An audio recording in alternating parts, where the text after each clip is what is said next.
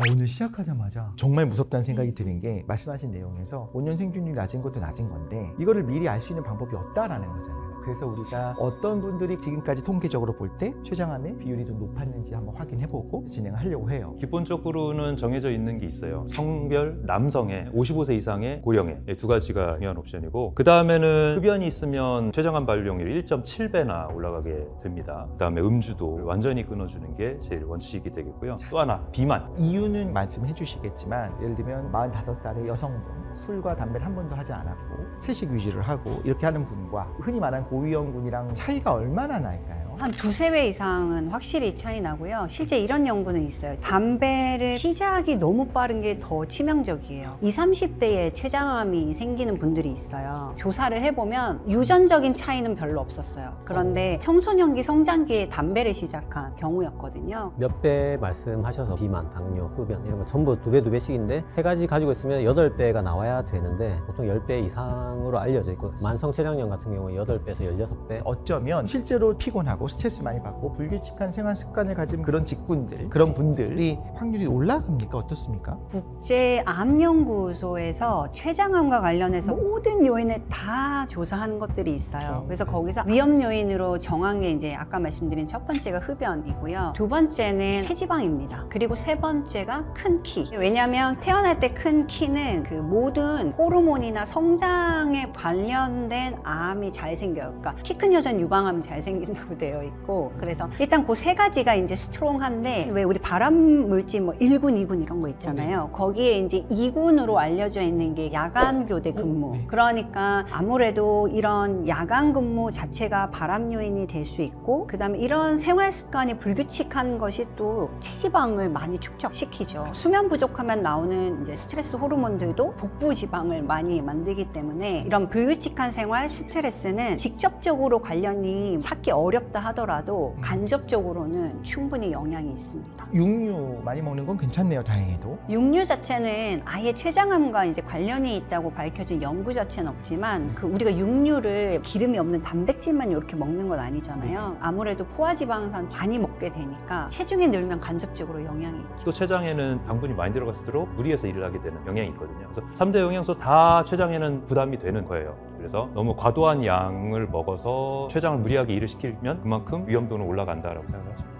일단 췌장에 관련된 글을 또 보다가 신기한 걸 좀 봤는데 암이 발생하는 부위에 따라서 증상이 좀 다르게 나타난다, 이런 얘기들도 있더라고요. 췌장은 생선처럼 생겼습니다. 그래서 머리, 몸통, 꼬리로 나눠져 있고 두부, 체부, 미부라고 합니다. 두부에 제일 많이 생기고 3분의 2가 두부에 생깁니다. 그래서 담즙이 내려가는 길을 담도라고 합니다. 담도가 췌장의 머리를 관통해서 지나가는데, 지나가는 길 옆에 췌장에서 아주 운이 좋게 딱 그 부위에서 암이 생기면 1기라도 그 부분을 막을 수가 있습니다. 그렇게 되면 황달이 생길 수가 있는데 변색깔이 먼저 변합니다. 왜냐하면 변색깔인 이유는 담즙이 변색깔이기 때문입니다. 그래서 그 부위를 틀어막게 되면 변색깔이 옅어집니다. 그래서 이걸 점토색 변이라고 하고, 역으로 그 부분이 막히면서 역류가 일어납니다. 그래서 혈액으로 못 내려간 담즙들이 역류를 하면서 황달이 차고 소변 색깔이 진해집니다. 그래서 이게 일종의 췌장암의 전조 증상일 수가 있고, 낮은 확률인 거죠. 아주 낮은 확률입니다. 다만 말씀하신 대로 낮은 확률인 건 뭐냐면, 우리가 황달로 췌장암을 발견한 사람 다 모아보면 대부분이 3기 이상입니다. 두부에서도 담도를 정확하게 건드려야 되는데, 생겼다 하더라도 조금 떨어져 있으면 이제 커져야 눌리게 되니까 한 3기까지 진행해야 대부분 눌리게 되고, 황달이 분명히 초기 증상일 수 있는 거지 이거가 생겨서 조기에 다 발견할 수 있다는 건 당연히 아니고요. 다만 이제 체부나 미부는 그런 것조차 기대할 수가 없습니다. 그래서 보통 등 통증이나 소화불량 같은 게 생길 수 있는데, 이런 것들도 역시 굉장히 비특이적이거나 상당히 진행한 후에 나타나는 증상이어서 쉽지가 않습니다. 췌장이라는 장기의 특성상 피막이 제대로 형성이 되어 있지 않아요. 예를 들면 간 같은 경우는 피막이 있기 때문에 퍼지는 걸 좀 막아주는 역할을 하기 때문에 간 안에서는 엄청 빠르게 퍼지지만 간 바깥의 장기에 가려면 시간이 좀 걸립니다.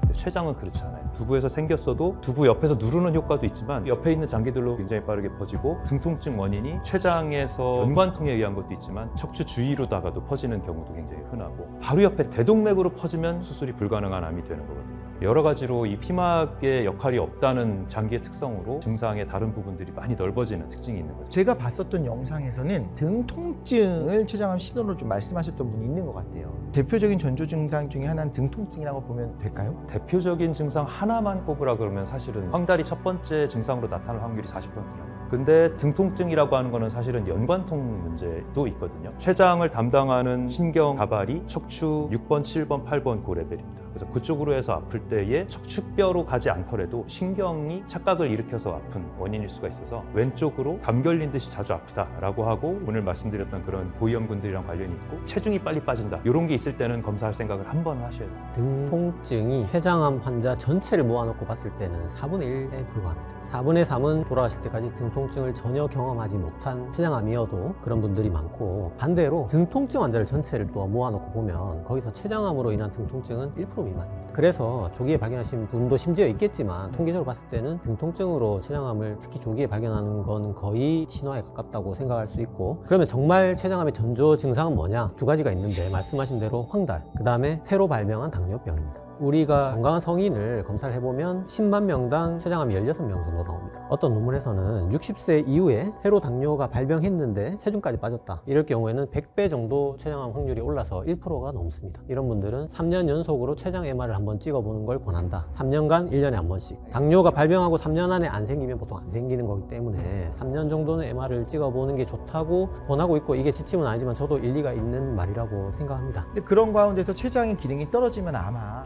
소화 불량도 당연히 같이 올 수가 있고 더부룩하고 이렇게 할 수 있을 텐데, 이건 일상성에서도 흔히 느끼잖아요. 아까 말씀하신 것처럼 이런 증상이 있는 사람 중에서 병일 확률, 그 병이 있는 사람 중에서 증상이 있을 확률, 이 두 개를 좀 같이 따져봐야 되는 건데, 이게 입장이 되게 다른데요. 그러니까 이 등통증에 사람들이 꽂히는 이유는 되게 의외의 원인이기 때문이거든요. 저한테는 가정의학과이기 때문에 등이 아픈데 췌장이 괜찮은지 물어보러 오신 분들이 너무 많아요. 네, 그래서 저는 배 아프고 황달 있고 등 아픈 거가 의외로 췌장암이 아닌 경우가 훨씬 많다는 거를 좀 말씀드리고 싶어요. 그렇게 불안함을 느낄 때 이 췌장암이 맞는지 아닌지를 알려면 매번 뭐 MRI를 찍을 수는 없는 거잖아요. 그래도 구분할 수 있는 게 포인트가 있어요. 이게 암과 관련돼서 나타나는 증상들은 느껴지지 않다가 또 생기고 이러지 않아요. 이거는 명백하게 병변이 생기고 악화가 되는 거니까, 예를 들어 등이 놀 때는 괜찮고 일할 때는 아프고 공부하려면 아픈, 그렇죠. 가만히 있을 때는 아프고 쇼핑할 땐 괜찮고 이러면 아니죠. 암과 관련된 증상이라면 점점 심해지는 경향이 있어야 되니까, 이게 사라지지 않는 증상이면 좀 주의하셔야 될 것 같아요. 암의 특성상 특히 췌장암이면 체중 감소가 굉장히 중요한 증상이기 때문에 6개월 이내에 자기 체중의 10% 이상 빠지는, 그러면서 복통이 있거나 소화불량이 있거나 등통증이 있다, 그럴 때 이제 생각을 해봐야 됩니다. 그건 있는 것 같아요. 흔한 증상 중에 사실 황달만큼 흔한 것이 또 복통이기는 한데, 결국 소화불량 복통이 있는 분들은 췌장암이 아니더라도 항상 소화가 안 되면 우리 스트레스 받고 뭔가 피곤하고 아프잖아요. 그러니까 그게 기저에 깔리는 거는 있는 것 같아요. 재밌는 연구 중에 하나가